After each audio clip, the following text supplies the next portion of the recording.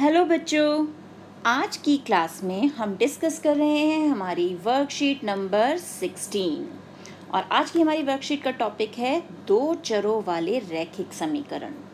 तो रैखिक समीकरण हमें पता है क्या होते हैं, जिनकी बहुपद की घात एक होती है ना। यही सीखा था, सबसे बड़ी घात। और अब हम बात कर रहे हैं दो चर वाले। एक चर वाले रैखिक समीकरण तो हम सीख चुके हैं, किस टाइप के होते हैं, ए एक्स जमा बी बराबर 0, और जहाँ पर a और b हमारी वास्तविक संख्याएं होती हैं। और यहाँ पर हमें x का एक ही मान मिलता है जो x का हल होता है जो समीकरण का, इसलिए हम कहते हैं कि इनका एक अद्वितीय हल होता है। उसके अलावा हमें कोई और वैल्यू उसकी मिल नहीं सकती। तो आज जो हम बात कर रहे हैं दो चर वाले रैखिक समीकरण की बात कर रहे हैं। तो दो चर वाले का मतलब है कि यहाँ पर हम दो अल्फ़ाबेट यूज़ करने वाले हैं। x तो है ही, उसके साथ y भी आ गया है। तो अब इसका जो मानक रूप है वो है ए एक्स जमा बी वाई जमा सी बराबर 0। और ए बी सी ये तीनों के तीनों हमारी क्या होती हैं, वास्तविक संख्याएं। और ए और बी जो हैं ये दोनों के दोनों 0 के इक्वल नहीं होने चाहिए, क्योंकि बेटा अगर ये 0 हो गए तो इक्वेशन क्या रह जाएगी, सी बराबर 0। ये तो दोनों 0 हो जाएंगे, इसलिए ए और बी जो हैं वो 0 नहीं होने चाहिए। तो अब हमने देखा था कि हम x के लिए हमने समीकरण हल की थी संतुलन विधि से। अब हम देखेंगे कि दो चर वाले रैखिक समीकरण के जो हल हैं वो कैसे निकालते हैं। तो वहाँ तो एक ही चर था तो हमें हल भी एक मिलता था। अब जब हम x और y दोनों की बात कर रहे हैं तो समीकरण का हल निकालने पर हमें x का भी मान निकालना होगा और y का भी मान निकालना पड़ेगा। यानी हमें युग्म का, मानों का एक युग्म मिलेगा, एक जोड़ा मिलेगा। कैसे मिलेगा, चलिए देखते हैं। मान लीजिए हमारे पास ये एक समीकरण दी है 2x जमा 3y बराबर 12। दो चर वाला समीकरण है, x भी है इसके पास और y भी है। अब यहाँ पर a जो है उसकी जगह 2 है और b की जगह 3 है। अब हमें कहा जाता है कि अगर हम इसमें x का मान 3 रखें और y का मान 2 रखें तो वो इसका हल है। हल का मतलब क्या है कि अगर हम x का मान यहाँ पर 3 रखेंगे और y का मान 2 रखेंगे तो हमारे पास उत्तर 12 आएगा। करके देख लेते हैं। हमारे पास है 2x जमा 3y। ये हमारा कौन सा पक्ष है, बायां पक्ष। कौन सा पक्ष है, बायां पक्ष। अब इसमें हम मान रख देते हैं। x की जगह हमने 3 रख दिया, जमा y की जगह हमने 2 रख दिया। तो 2 तिया 6 जमा 3 दूनी 6 बराबर आ गया 12। और हमारा दायां पक्ष क्या है, दायां पक्ष भी 12 है। यानी हमारा बायां पक्ष बराबर किसके आ गया, दायां पक्ष के। और जब भी हमारा बायां पक्ष और दायां पक्ष बराबर आ गए तो इसका मतलब जो हमें ये युग्म दिया गया है x बराबर 3 और y बराबर 2, ये इस समीकरण का हल है। और जब हम इस हल को लिखते हैं तो हमें एक चीज़ का ध्यान रखना होता है कि सबसे पहले हम x का मान लिखते हैं और उसके बाद हम y का मान लिखते हैं। तो पहले x और फिर y, तो उत्तर हो गया हमारा 3,2। पहले x फिर y। अब क्या सिर्फ यही इसका उत्तर है, इसके अलावा भी इसके उत्तर हो सकते हैं, इसके हल हो सकते हैं। चलिए देखते हैं। अब हम ले लेते हैं एक अपनी तरफ से वैल्यू कि x को हम 0 लें और y को 4 लें। हमने x को 0 रखा, y को 4 रखा। 2x 2 गुणा 0 0 जमा 3 गुणा 4 12, उत्तर 12 आ गया। और दायां पक्ष क्या है हमारा, वो भी 12 है। तो बायां पक्ष और दायां पक्ष बराबर होते ही क्या हो जाएगा, मैंने बताया था वो समीकरण का हल हो जाएगा। तो यानी जो हमारा 0,4 है वो इस समीकरण का हल है। अब दूसरा एक युग्म देखते हैं। यहाँ पे हमें x को रखना है 1 और y को रखना है 4। तो हमने x की जगह 1 रख दिया और y की जगह रख दिया 4। 2 एकम 2, 4 तिया 12, 12 और 2 आया 14। अब क्या 14 और 12 बराबर है, नहीं, ये दोनों तो बराबर नहीं है। यानी बायां पक्ष बराबर नहीं है दायां पक्ष के। और जब ये दोनों बराबर नहीं होंगे तो ये इसका हल नहीं है। तो यानी 1,4 समीकरण का हल नहीं है ना। देखा, तो इस तरीके से हम समीकरण के हल देख सकते हैं। अब यहाँ पर हमने देखा हम समीकरण में अपनी इच्छा से, अपनी मर्जी से x का मान रखेंगे और y का हमें मिल जाएगा।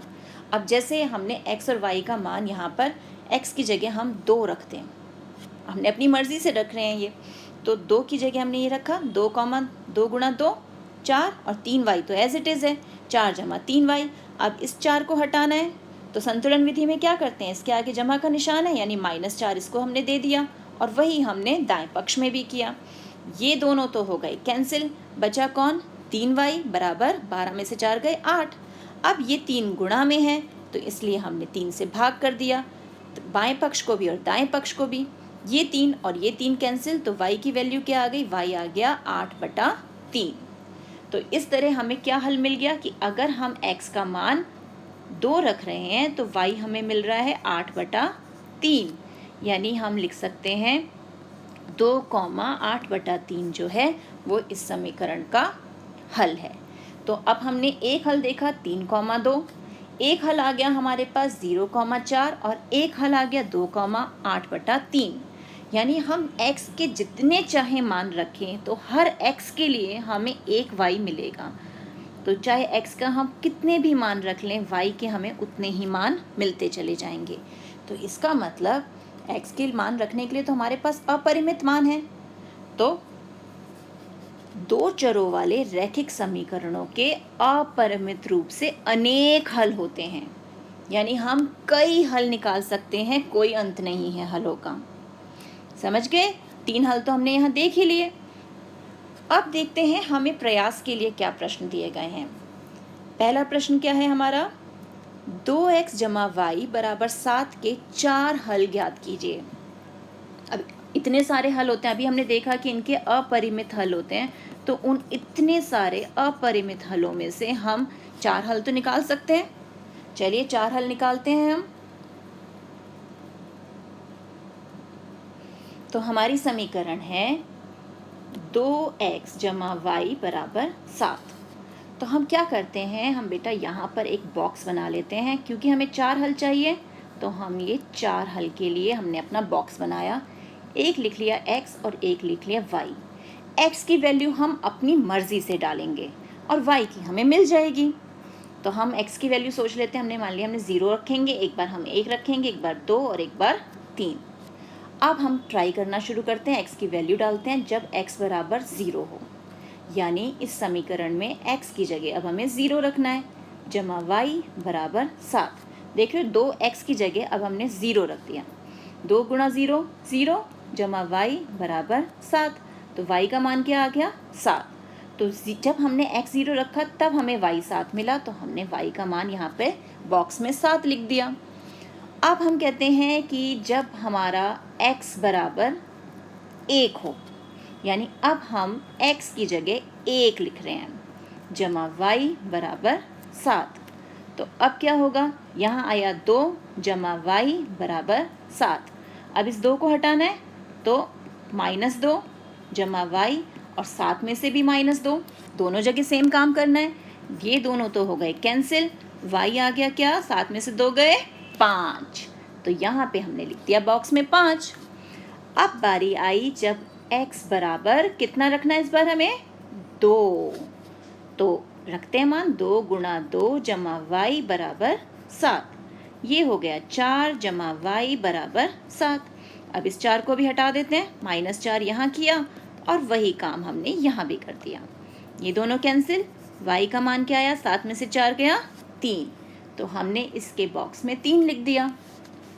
लास्ट है जब हमें क्या करना है, x बराबर 3 हो, यानी 2 गुणा 3 जमा y बराबर 7, तो ये हो गया 6 जमा y बराबर 7। हटा दें 6 को, तरीका हमें पता है, दोनों साइड सेम काम करना है, ये कैंसिल और y की वैल्यू 7 में से 6 गए 1, तो हल क्या आ गया हमारे पास 1। तो अब हमारे पास ये बॉक्स आ गया। अब इस बॉक्स को हम चाहे कैसे लिख सकते हैं, या तो बॉक्स के रूप में रहने दें या हम इसे हल के रूप में ले आएं, यानी युग्म के रूप में। युग्म हमें पता है पहले x लिखना होता है और फिर y। तो पहला जो हम हल देखें तो क्या हो जाएंगे हमारे 0,7, पहले x लिखना है फिर y लिखना है, 1,5 देख रहे हो, पहले x लिख रही हूँ मैं, फिर y, 2,3 और 3,1। तो ये हमारे 4 हल है हमारी दी हुई समीकरण के लिए। इसी तरीके से हम 5, 6 जितने वो हल कहें, हम किसी भी समीकरण के लिए हल निकाल सकते हैं। अब अगला प्रश्न देखते हैं। अगला प्रश्न है, निम्नलिखित हलों में से कौन कौन समीकरण x माइनस 2y बराबर 4 के हल हैं। अब इसके लिए तो बहुत आसान है, हमें क्या देखना है कि हमारा बायां पक्ष और दायां पक्ष बराबर आता है कि नहीं।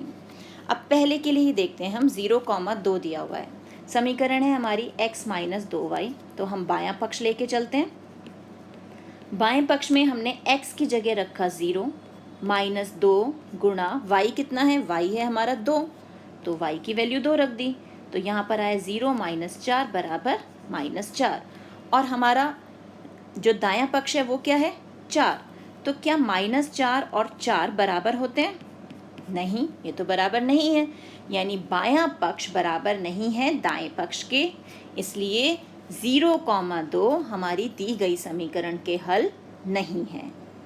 ठीक है, इसी ढंग से हम 2,0, 4,0 और 1,1 जो ये हमें हल दिए गए हैं, इन्हें चेक कर सकते हैं कि ये समीकरण के हल हैं अथवा नहीं। है ना आसान? आई होप कि आपको ये जो कॉन्सेप्ट है ये अच्छे से क्लियर हो गया होगा। अब आप 2 चर वाले रैखिक समीकरणों के हल निकाल सकते हैं और चेक कर सकते हैं कि जो हल हमें दिया गया है वो सही में हल है या नहीं है। तो मिलते हैं एक और वीडियो में, तब तक keep practicing and enjoy maths.